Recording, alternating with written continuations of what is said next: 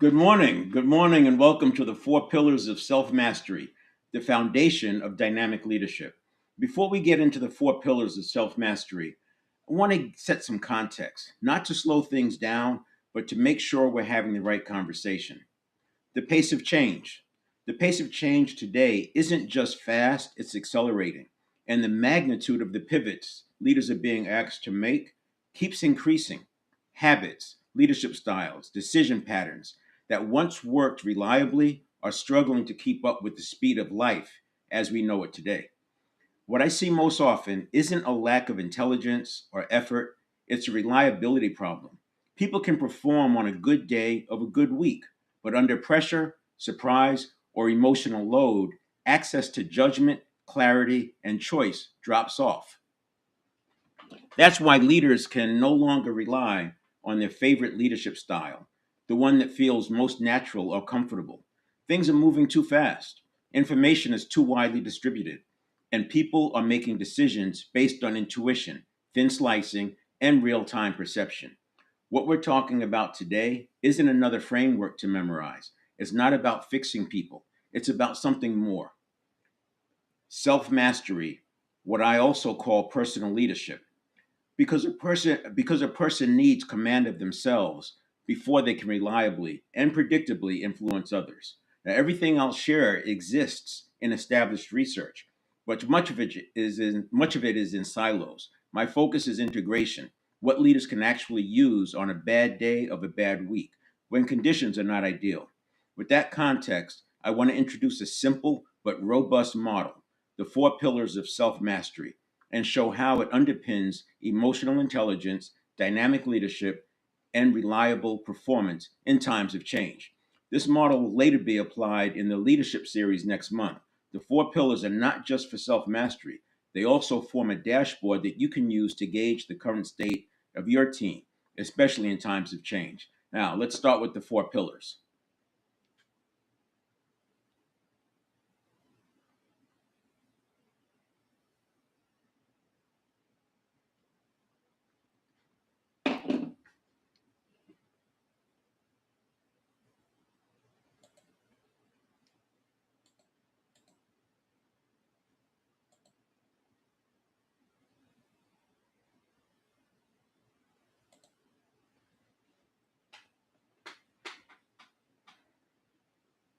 When I look at the four pillars of self mastery, a lot of it gets into what we've looked at from the past, what actually worked. If you consider the last few things that the last few initiatives that you started, you probably asked something like, what should I do first? Or where do I start? Or what should I do next? And often that question leads us, it basically primes us to look at what we've done before that has worked, as opposed to what's called the Merlin method, where you go to the end and then you work backwards. And often, if you go to the end of your outcome, what you want, and you work backwards to the beginning, what you'll find is that first step is often different than what you came up with when you said, "Where should I start?" Because where should I start activates that same thing that was activated two times ago, three times ago, four times ago, etc. And this is why we see repeated behavior and over. It's not the only reason. There's a lot more, and that's why I use the four pillars. Now, I use a table to illustrate the four pillars because it's a foundation. It's not just a set of pillars. It's also the foundation for your life design, purpose. Most breakdowns aren't a lack of effort, as I said. They're structural. It comes from structural instability. Now, if you look at structures, clearly a one-legged table can support a lot, right? Especially if that leg is wide enough, it can support a ton, but it has to be balanced. It's stable until it's not. Imagine a one-legged table in a mild earthquake. It would be one of the first things to go. So we don't want to use that as our foundation. Obviously, a two-legged table isn't much better from forces this way and that way. This way, yeah, it's fine. And a three-legged table, while three is great for simplicity and flexibility, it's not so good for stability because you have these weak areas as that where it can fall between the two legs. So here's the four pillars on under the foundation. The first one is knowledge, and I have often said that to know and not do is to not know.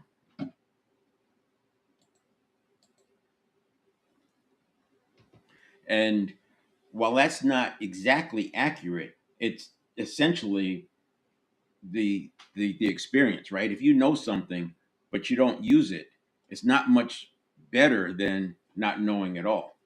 So while knowledge is not enough, it's often necessary because in order to get to the next three pillars, if you don't have enough, if you don't have the right knowledge, they won't make sense, or maybe you won't be justified in moving forward.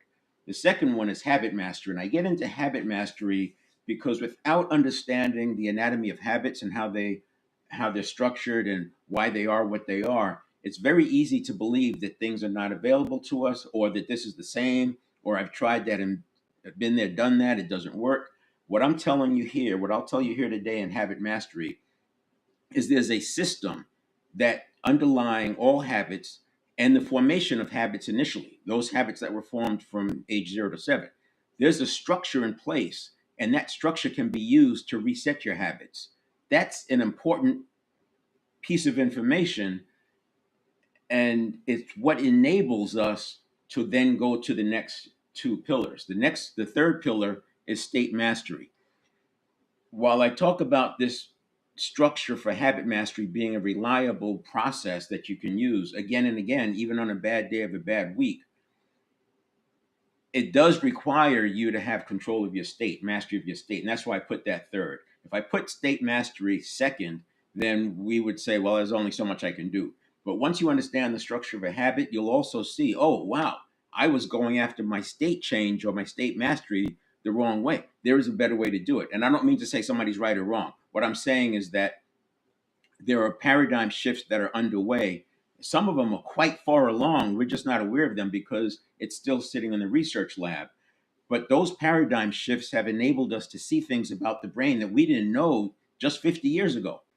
And understanding what's going on in the brain has opened the door to this habit mastery. That's why I cover it second. And then we come back to state mastery. So it's sort of like the things that you've done before that didn't work, we need to revisit them with this new lens. And then the fourth one, this was inspired by watching a person who was highly skilled in the area of managing themselves, but still got knocked off track.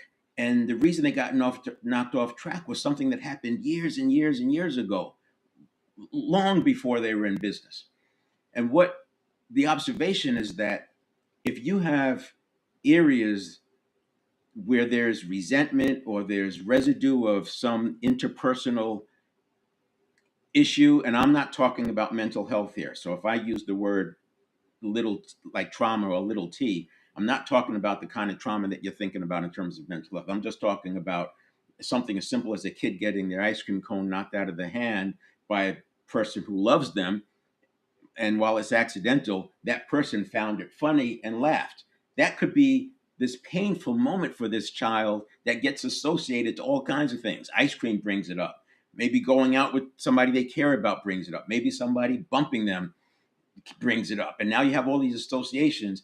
What I'm suggesting is that forgiving those things in the past, it's not a morality issue. It's more about performance hygiene. In other words, if I don't forgive myself and I don't forgive others and close any of those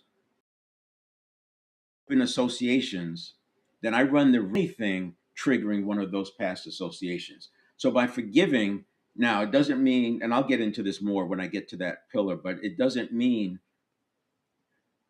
forgive and continue to receive harm. The point is, there's after forgiveness, you have choices. You can forget it, but I think more productively, you can set boundaries. So you can forgive and set boundaries immediately, or you can forgive and wait to see if it happens again. And if it happens again, set boundaries, or you can wait to see if it happens a third time and then set boundaries. But each time, I would say the boundaries that get set needs to be a little stronger, because if it happens 3 times, we know that 95% of our actions are by habit. So chances are it's going to happen again. So those are the 4 pillars: knowledge, habit mastery, state mastery, and forgiveness. And I basically spilled my candy in the lobby on the forgiveness one, but we'll talk about it some more there. So here's the knowledge pillar. As you can see right here, it's sense making, it's orientation to reality. What's true? And the way the habit system works, which you'll see, is that we can take perception with the wrong meaning and turn that into being true and run with it. And because of things like confirmation bias, it could then take on a life of its own. Confirmation bias is one of the most problematic ones, because if you hear something from a reliable source 3 times, we automatically look to that source as credible and reliable. And let me state that if you hear something that is true and reliable 3 times, then we automatically assume that that source is credible and reliable. And it takes up to 11 disconnects or 11 iterations before we start to doubt that source. Well, guess what? Your perception has become a source. And if the things that you've perceived are true, then it makes that perception, right, a credible, reliable source. And we go through life taking our perception and meaning as true. And while it may most often be true, we have to have a way to cut the deck. We have to have a way to say, wait a minute, let me just check this another way. That gets into understanding how habits are formed, and we'll talk about that some more then. So here's a model that I use, the 7 Performance Series. You may have seen this if you've seen any of my content. And this is more of a structure that I use to help people understand how do you get from where you are to where you want to be. It's aligned with be, do, have. It's aligned with agency. It's aligned with taking charge of the things that you can control before trying to take charge of the things that you can't control.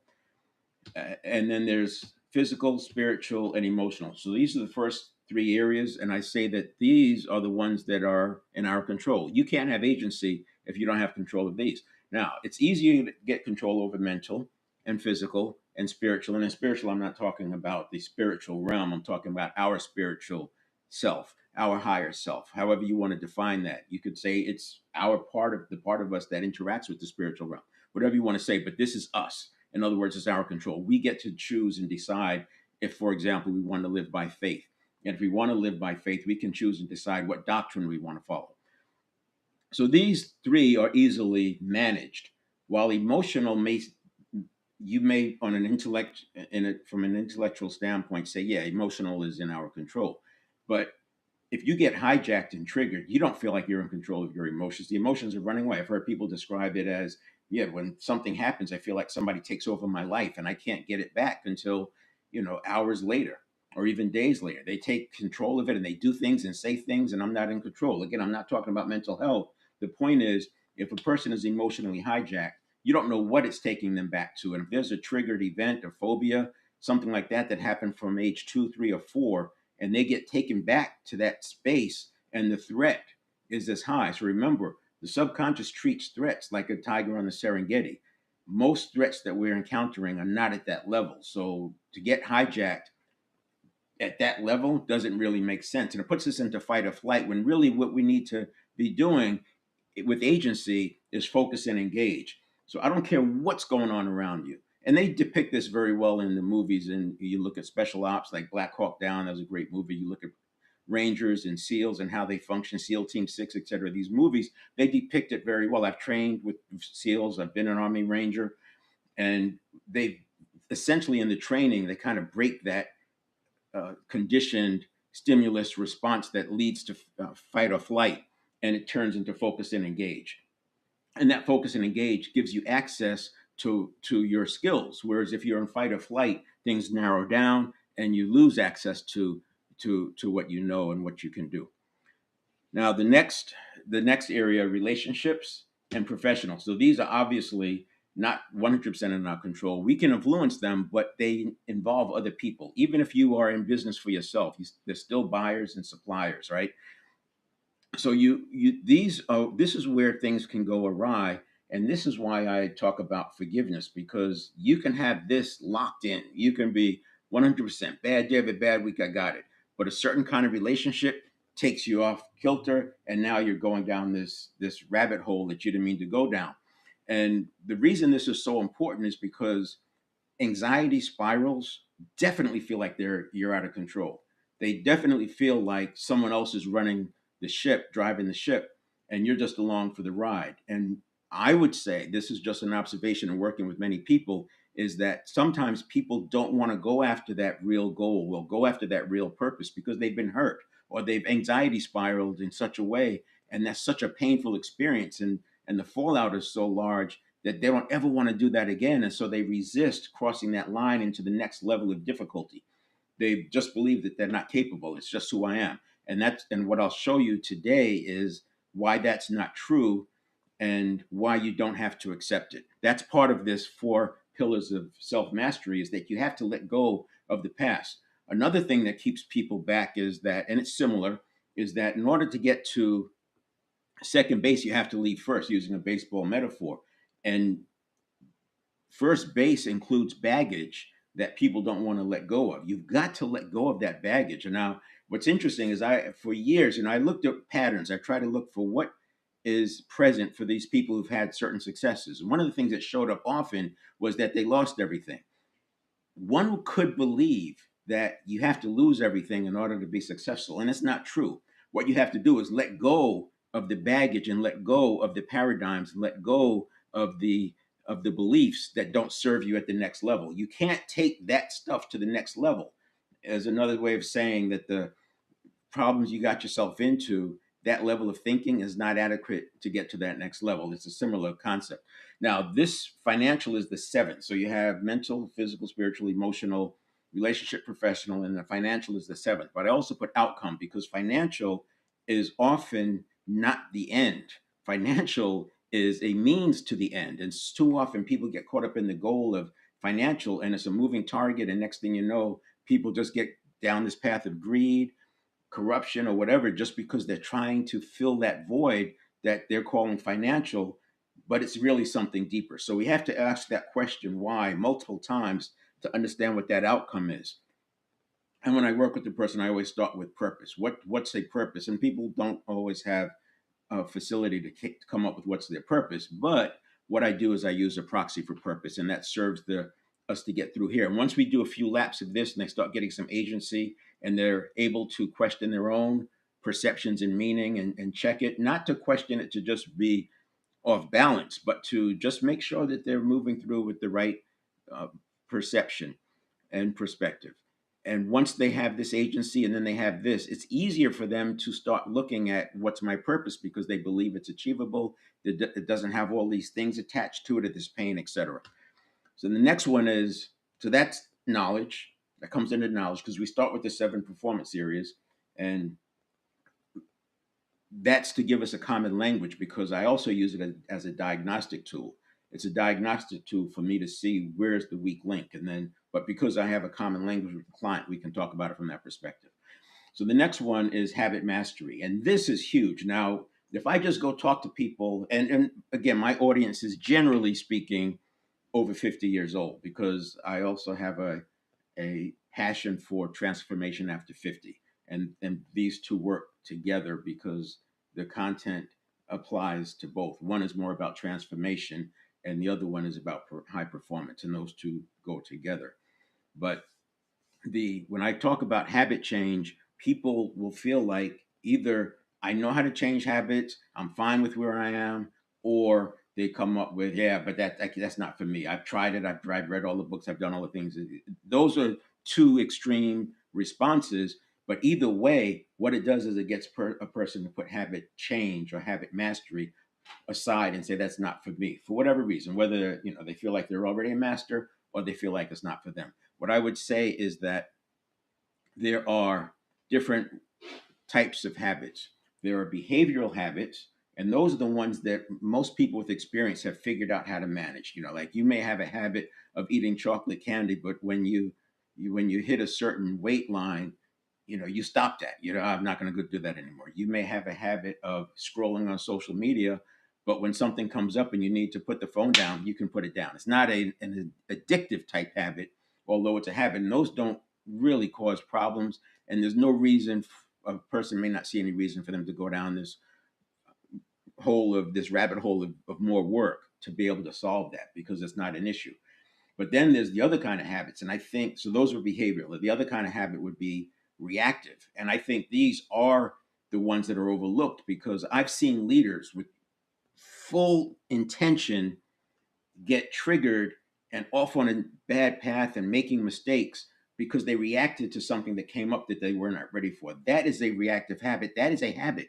That is a habit pattern that people ignore because they think it's just my personality.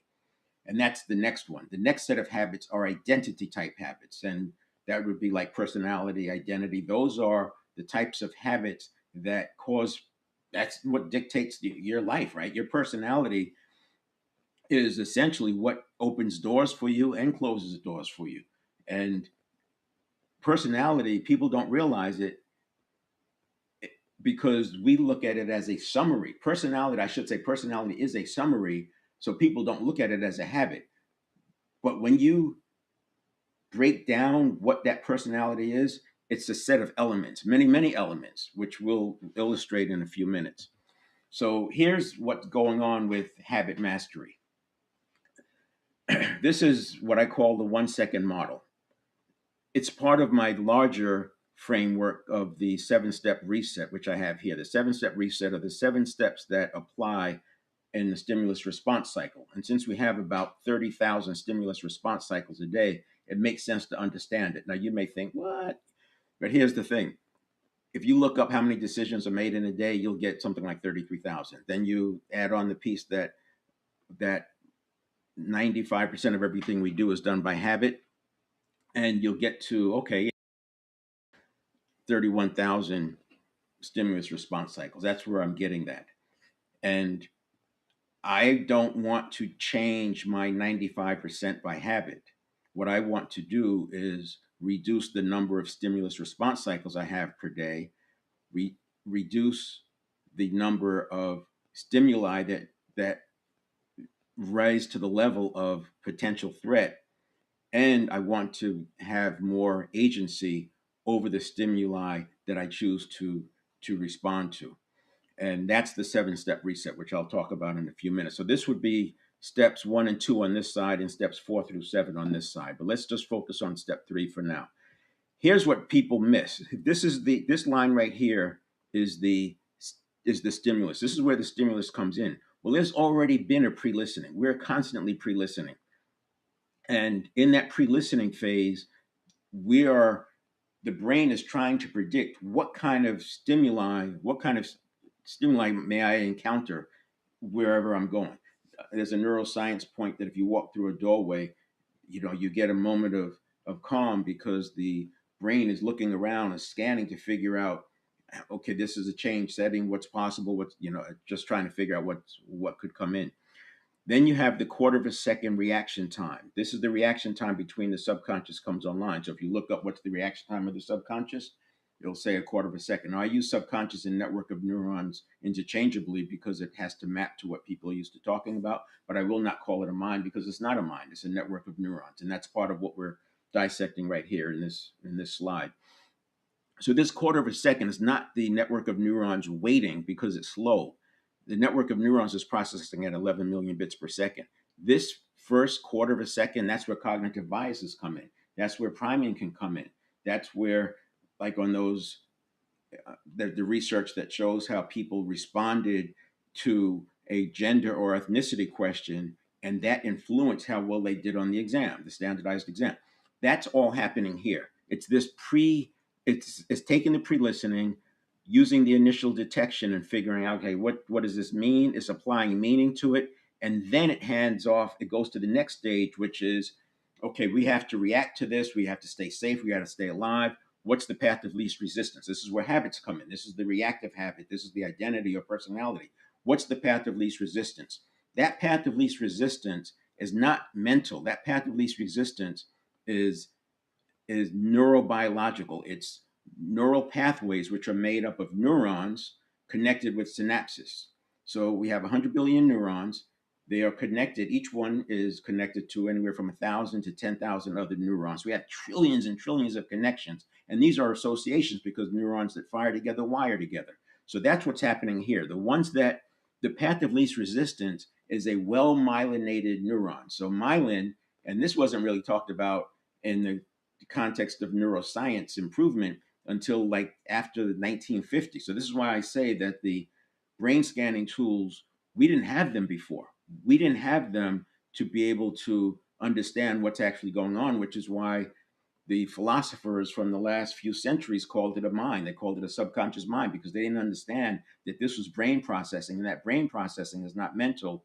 It's neural pathways interacting with one another, and those neural pathways is more physiological than it is mind. In fact, it's all physiological, and what's going through the neural pathways is energy. So and again, at 11 million bits per second. So the path of least resistance is a well myelinated neural pathway. That's a habit. This is why your reactions are similar from year to year to year for a particular stimulus.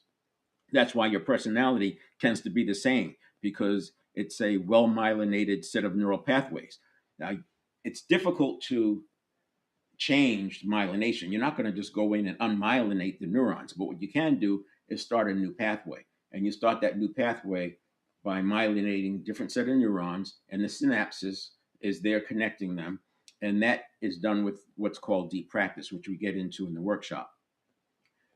The other piece that happens that people aren't aware of, because most habit literature talks about it like it's a mind, is that the reason why replacing a habit is so much easier than breaking a habit is because you have the myelin and then you have the synapse. And the more attention you put into it, the more you continue to myelinate that and the more you keep the synapse focused. When you build a new neural pathway, what happens is the synapse, it's called synaptogenesis. It's like a pruning process. The synapses moves from the unused neural pathway to the one that you're building and activating. This is why we talk about activating. You've activated something. So a neural pathway can actually go dormant because there's no synapses. But the brain, again, is processing 11 million bits per second, and that synaptogenesis can happen in milliseconds. Neuroplasticity, I would say, majority happens overnight because there's actually more of that pruning going on. But in an instant, you can activate a dormant neuron, and the brain will put synapses in there because, again, it's for life and death. So it's going to take whatever energy it needs. It's going to populate that neuron, that neural pathway with synapses, and now it's activated. And we're going to talk about that when it comes to leaders setting context and how that can activate something that you didn't mean to activate. But it's why a the research can show that an Asian American girl who answers an ethnicity question first on the heading will do better on the math exam, and Asian American girls who are first presented with the gender question do worse. And that has to do with Americans thinking that girls are not as smart as boys when it comes to math.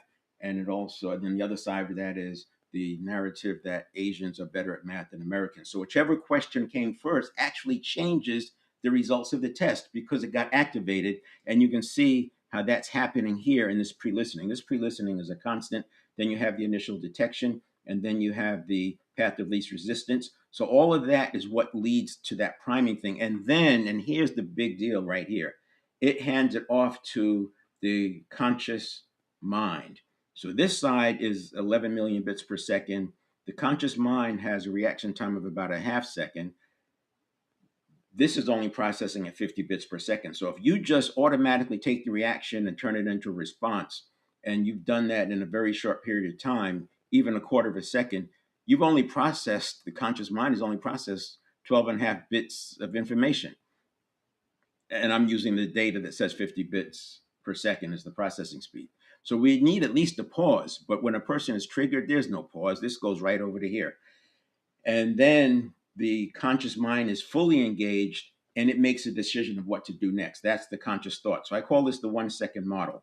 And on this side of the line, you have the neural signal. And the reason I moved it over here is because this is the process. If you do it right, that full conscious thought is not over here because you have to make the assessment and decision. It's kind of like circling to make sure I understand it right.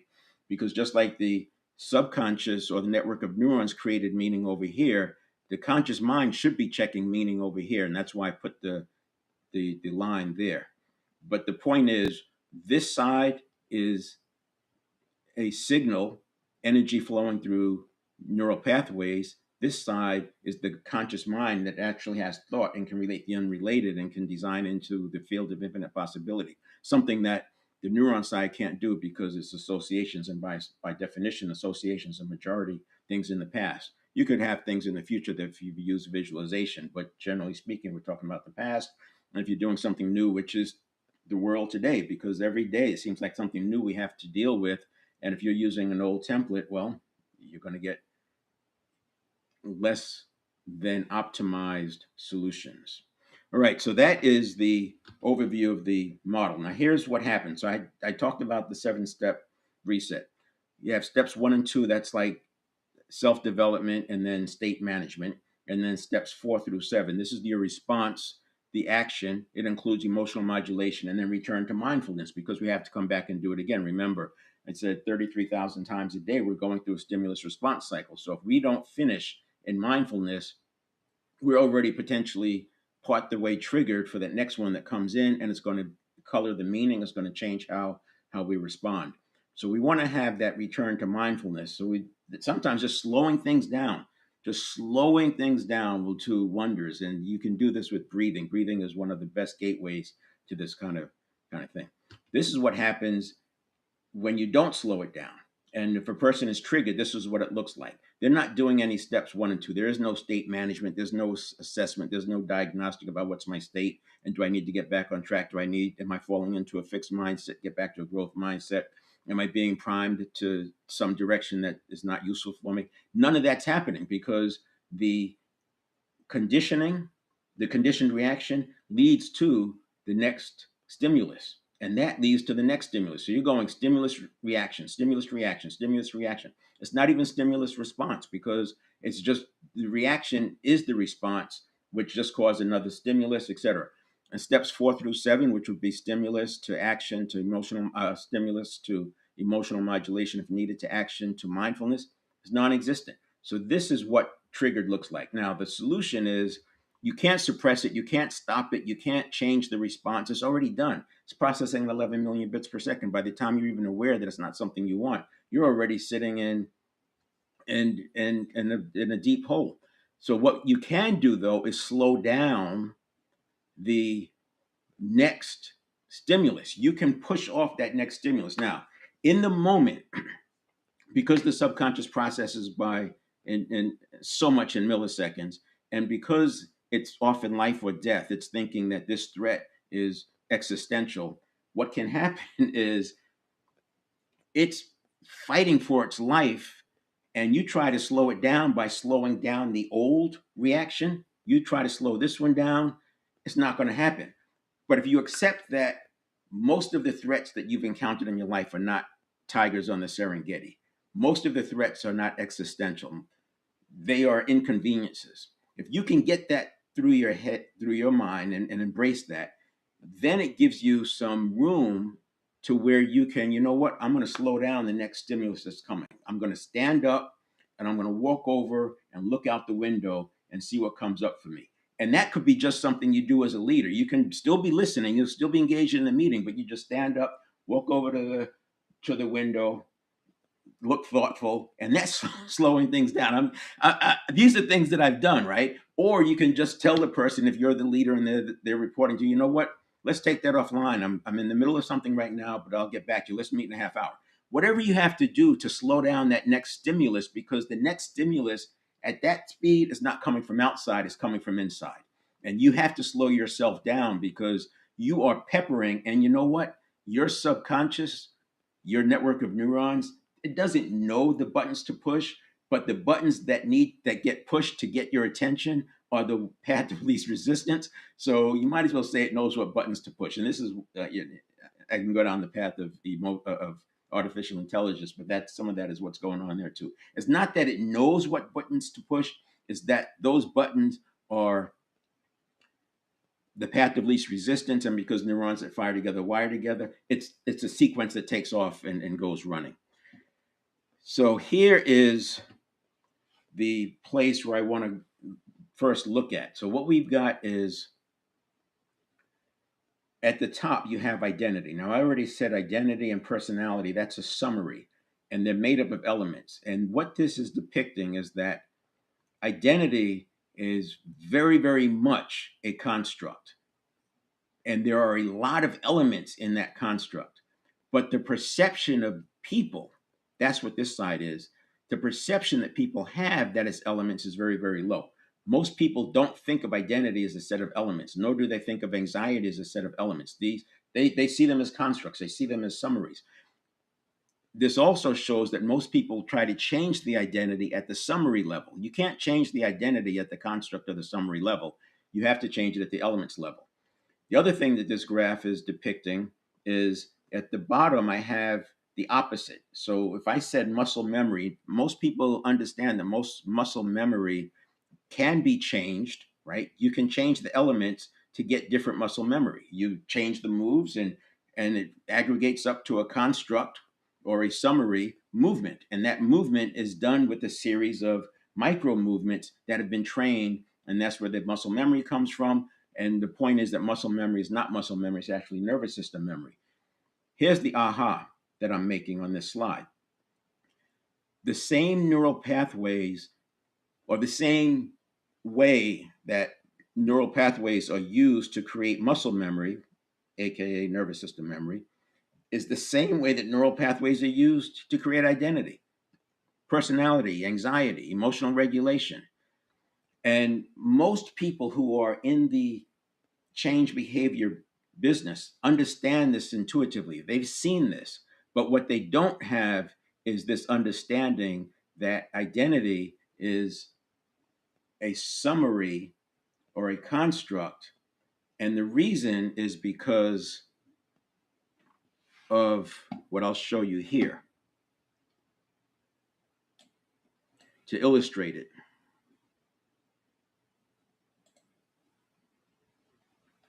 Let's see.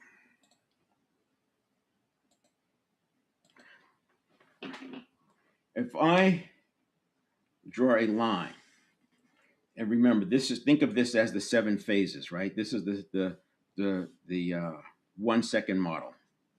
Think of this as the 1 second model. And this is that line that gets crossed from neurons to conscious mind.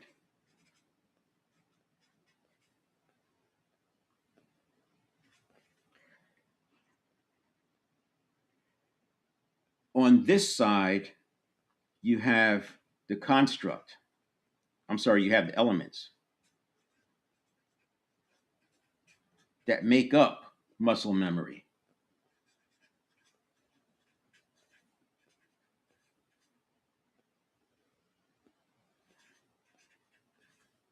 Now, people get it when we're talking about muscle memory because they say, oh, yeah, I did these things and I practiced these steps, and now I can do this compilation of these steps and moves, and I can do it successfully. But when I take the conversation to personality,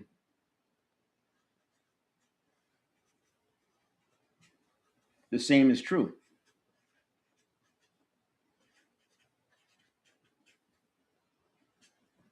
So, what we have is the construct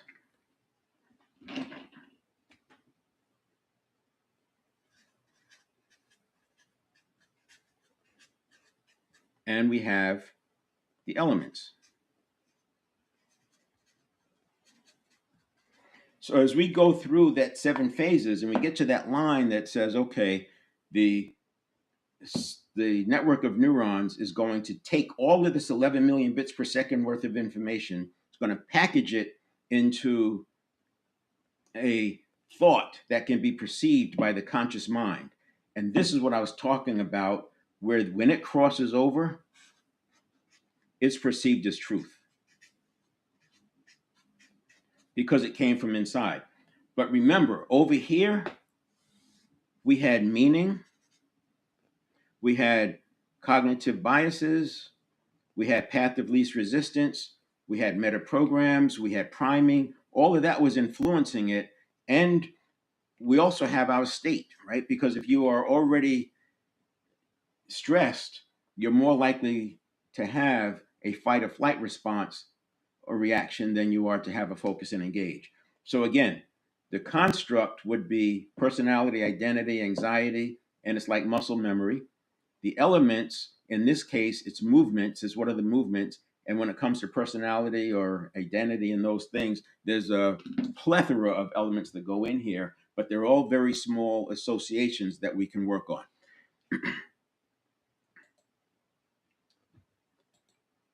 So this to me is an important perspective because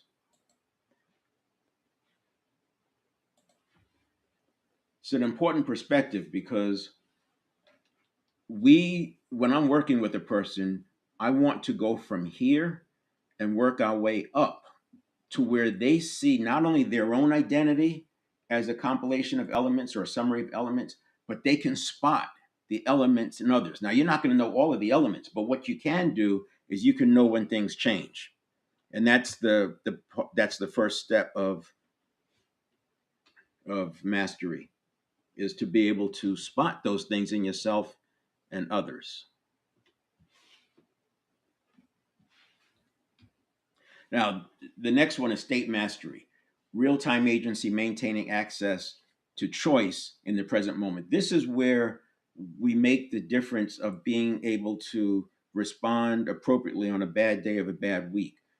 It's where we are able to access all of what we are capable of. This is why I call this foundational to dynamic leadership, because if you can't manage your own state, guess what? You are contributing to the chaos because you're in fight or flight and you're trying to have somebody else access calm and capability, but you're generating more of that because if you're the leader, they're looking at you and they've got their pre-listening going on and they're just seeing, wow, that person is nervous. I'm even more nervous now. This is why you have to have that self-mastery. The other thing that happens is your interpretation of what you're getting from them has to be managed and controlled. So again, we know that for us that we haven't seen very many tigers as a threat. That person is in the same boat. They haven't seen that many tigers as a threat. But if they're reacting like it's a tiger, you have to look at that for what it is. So let's keep moving along here. So I want to get back to that point. So this is another view of that conditioned reaction, conditioned reaction, conditioned reaction. What I said is step two, the pre-stimulus collapses. And I told you I would get back to that 7-step reset. So step two is where we slow it down. You can't slow it down by suppressing it. It's too late. 11 million bits per second, and now it's transferred over the thought to something that can be perceived by the conscious mind, and you can't go backwards. Not as adults. We're not going backwards. And so step two can be used on the next one. So think about it like you're going to take out this conditioned reaction, this conditioned reaction, and this conditioned reaction because these are artificial. These are coming from inside. If it was a tiger, it would be coming from outside, and you would have to do things to save yourself from the tiger. But if these conditioned reactions are just coming from associations that are popping up because you got spooked, then you got to slow them down. You have to stop the internal ones, which is why getting up and going to the window is not that big of a deal because these things are coming at you rapid fire. You getting up, going to the window is measured in seconds. Those things are happening in milliseconds. And even a pause, if you're talking and you feel like yourself or you're listening and you feel yourself, that energy rising up, just pause. 2 seconds in a conversation is nothing. It's not even noticeable. People spend 2 seconds in between words when they're talking. So 2 seconds is nothing. Give yourself that 2 seconds to slow down that next one that's coming, because remember, the next one that's coming, if you're being triggered, is coming from inside, not outside. So this is the 7 steps. This puts it together. So this first step is your understanding, the beliefs, neuroplasticity, priming, mindset, physiology. That's why I call it self-development. We have to work on ourselves all the time, but every day you wake up, you're kind of at a set point for your step one. You're not going to be changing your step one multiple times through the day going up. You may be able to get it back to baseline homeostasis, but you're not going to improve it in moments, right? You have a baseline And then the point is, how much of that baseline can I access? And that's step two. So step two is not only a process of getting back on track, managing my state, but it's a diagnostic. It's like a dashboard to see, where am I? Am I falling into limiting beliefs? Am I working on the habits that I need to work on? So one of the things with habit change, once you put the neuroplasticity in place, the remnants of that old neural pathway is still there. And sometimes you get a stimulus and those remnants say, hey, come on, do it this way, do it this way. You have to, after you get the understanding, you still have to open the door and go through it. The neuroplasticity is not necessarily going to make you go through the door. You have to do that choice. And eventually, going through the door becomes the path of least resistance and it becomes automatic. That's the automaticity. But in the gap, in the transition, you have to still make the choice. When I work with somebody to stop saying ums, they'll first tell me, oh, yeah, I notice them now. I notice that I'm saying, okay, well, now you have to do that next step and choose a pause instead of the This is part of the training that we go through with that. But you'll see that they will say I said and that's just part of the process. It is just part of the process. But the more you come back and the more you get yourself to do it right, the faster the conversion is going to happen. And then we have steps 4 through 7. So this is the response. So I make it completely separate from step 3. Remember, step 3, that last phase is handing off that intended reaction to the conscious mind. And if the conscious mind treats it as the response, then the response equals the reaction. And this is where the triggering gets even worse. And I have step 5 is emotional modulation, because we don't, step 6 is action. We don't want to act if we're being emotionally triggered. You have about 90 seconds to undo any hijacking, emotional hijacking. If you don't get the emotional hijacking resolved in about 90 seconds or so, it then becomes a neurobiological event. It's lodged in your network of neurons. It's now generating cortisol and adrenaline, and all that just builds on it.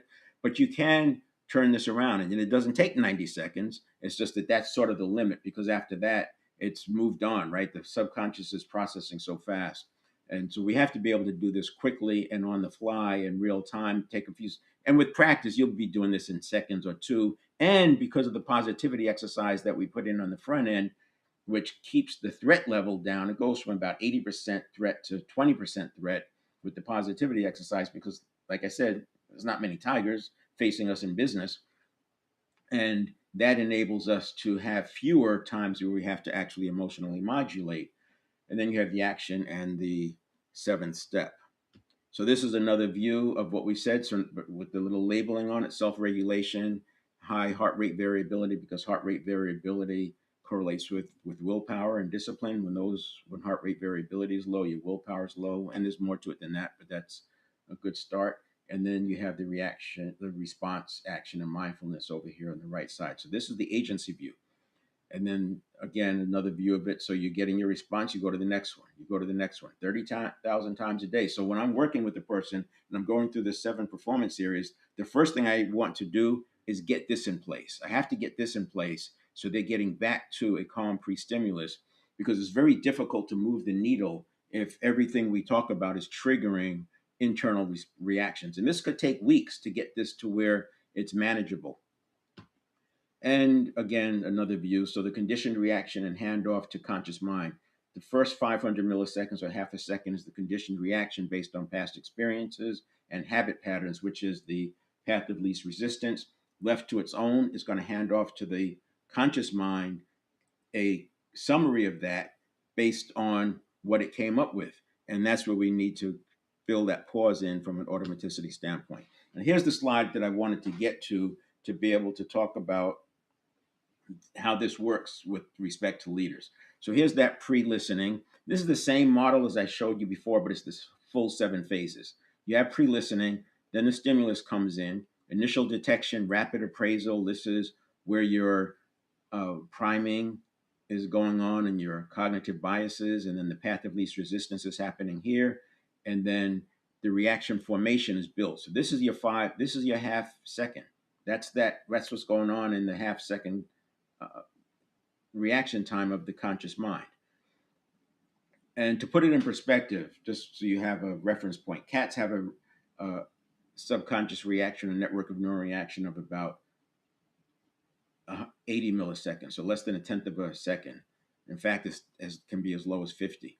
Dogs have one about 150 milliseconds. And I bring that up because humans can get their reaction time to be about 150 milliseconds. That's what it is for athletes when they go through training. And because of the repetition, they're speeding up their reaction time. They get it down into the 150 millisecond range. But anyway, so by a half a second, we have the reaction formation, and that's that line. That's that line that I was talking about that crosses from the network of neurons signal through neural pathways to thought, which is also energy. It goes over to thought, which is also energy, but it's going from 11 million bits per second to 50 bits per second. And that, when it crosses that line, is going from a signal to a thought that can be perceived by the conscious mind. Very, very important, because this is, we are, most people are just knocking on this door. They're so close to understanding this line, but because they treat this side as a mind, they don't recognize it as two separate sides. They're looking at all the stuff that's going on over here, and they're trying to reconcile it into what makes sense for a mind, because it's what's been the reality for the last few centuries. Is what they, if you're over 50, certainly what you learned in elementary school and high school and college, right? If you're a Gen Zer, it's something that you've heard differently. But even with the Gen Z, this line is not explained as for what it really is, because it's still calling this a mind. All the textbooks call this side a mind. And that's back to the summary versus the elements. And then we have the conscious side, pre-conscious surfacing. This is that first phase. This is why I want you to pause before you decide full conscious engagement. So this is like circling. Okay, I see what I'm getting. Let me circle it a little bit more. Let me circle it a little bit more, because information is coming in rapid fire, right? 12 and a half bits per quarter of a second is coming in. So at least wait a half a second to let some more information in. Then you have your conscious engagement, then the consolidation and action. And that is where the handoff goes to step 4 for the response. Now, the reason this is important is because if you think about things that are familiar, this is what we see. That's the 1 second. When you get into high stakes situations, and I use the live. I mean, I've experienced this. I experienced it real time going live when you have glitches and mistakes that happen. It can collapse. And what we want to do with agency is keep pushing it out, but you don't push it out by slowing down the reaction or the response that's already happened. You slow it down by slowing down what's coming, and just by taking a breath and pausing, because that what's coming is coming from the inside. It's not like I got a glitch, a technology glitch, and then another technology glitch, and then another technology glitch, and then another technology glitch. What's actually happening is there was one technology glitch, and then the associations were just piling on, and they kept on coming in. By changing my direction, by taking the breath, or the skills that we teach, by doing that, we automatically slow it down. And then this is what happens when a person is triggered at the bottom. You can see it can collapse. So what's collapsing is these things: the initial detection, the rapid appraisal, the meaning, the path of least resistance. And this is where you get into highly myelinated pathways, which is why people can see anxiety spirals. As a leader who's going into a meeting to set some context, and if you go back and listen to my introduction on this one, you'll see this is what I did. I was setting context, because when you do that, there's a pre-listening, and that setting context, which has positive intent, it could be that you're activating things that you don't want to activate. You may be focusing on, I don't want to activate X, Y, and Z, but if you're not careful, you'll be activating A, B, and C, and that can be just as detrimental. The other thing is, what may be working for one part of the audience is doing the opposite for another part of the audience. So introductions should be thought through and thought about from that perspective. I remember Millard Bennett, who I first started listening to in the 70s, a big public speaking guru, and what he said is that you want to write out your write out and memorize your introduction, and write out and memorize your close, because when you start speaking, not only you're activating the audience, you're activating yourself, and all this comes up. So you may, if you're a leader, you're probably familiar with this. You start talking at the beginning of a meeting, and next thing you know, you start throwing in tangents, because what you're speaking, you're on hyper alert now, and associations are kicking in, and it's causing you to say and do other things. So that is where we're slowing this down, because we don't want the trigger behavior. The big aha for me here is that those triggered associations are coming from inside, not outside. So you can slow it down because you're not really dealing with a tiger. And then the last one is forgiveness. And as I said, I kind of spilled the candy in the lobby on this one. The point about the forgiveness is that we have to forgive ourselves, so that's not an open wound. We have to forgive others, so that's not an open wound, because we don't want those things coming up when it has nothing to do with it. Some of these wounds are 30 and 40 years old, and people, they're still driving people's behavior. You know, that I have control issues, or people sabotage relationships because they're worried about being left or being hurt. These are Forgiveness will get past that, because once you can forgive, and it's easier to forgive if you can separate forgiveness and forget about forgive and forget. It's about forgiveness and then set boundaries, because we want to set boundaries. And on one end of the spectrum with boundaries, it's like, I'm never going over there again. That's your own boundary. I'm never going to go there again. Another part of the boundary may be, I'm never going to drink in public again. Another part of the boundary might be, I'm always going to drive my own car, or I'm always going to have my phone so I can call an Uber. I'm never going to leave my phone home. Whatever those are self boundaries. Not even getting into the other boundaries, right? When you say this, it causes me to feel that, I'm going to ask you to stop doing that. That's nonviolent communication. And then by forgiving and then giving yourself the power to create boundaries, you limit the amount of triggering that's going to happen because of relationships. Because this is the one where, after you have all this agency down here, you can still get knocked off center by what's happening in relationships. And we need other people. We need involvement of other people for our success and for our outcome. Everything I talked about today fits into emotional intelligence, these first two bullets: self awareness and self management. These are the four pillars of emotional intelligence, not to be confused with the four pillars of self mastery. But you have to have self mastery to do self awareness to get it accurate, and you have to have self management so that you're able to get back to an even keel very quickly, and you're not getting triggered off into something that's not useful. And then your social awareness is going to be more accurate, and your relationship management will be more accurate. So here is the summary of the four pillars: knowledge, habit mastery, state mastery, forgiveness. And that becomes the foundation for your life design, your vision, your goals, your aspirations. And then here is a summary of the four pillars on one page. You take a screenshot of that.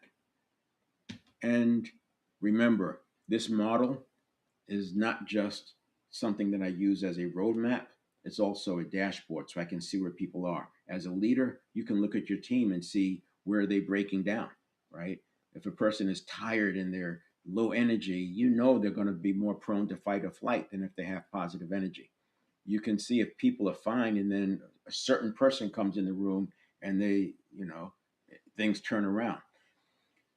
Back to this slide, one last thing to think about on that note is this pre listening. Think about it as a leader. How many times you've seen the expression on a person's face that they're anticipating something bad, and you still went on with your message? Hopefully, seeing this model, if you see that kind of angst on a person's face, your next thing would be, hey, let's first talk about what's going on. That's not just a cute thing to say. That's not just something that, oh yeah, this is good for relationship. It's prescriptive when you see that a person is about to jump into fight or flight and you haven't even started speaking yet, because that is going to influence everything. And then we have our close, which is this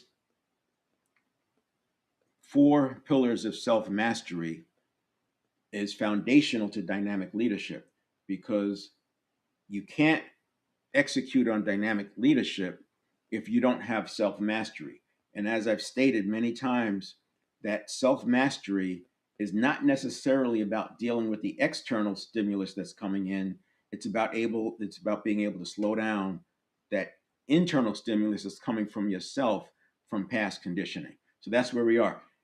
Next week, I'll talk about the levers and the things that you can do in each one of the pillars to get a handle on it. We'll see you then.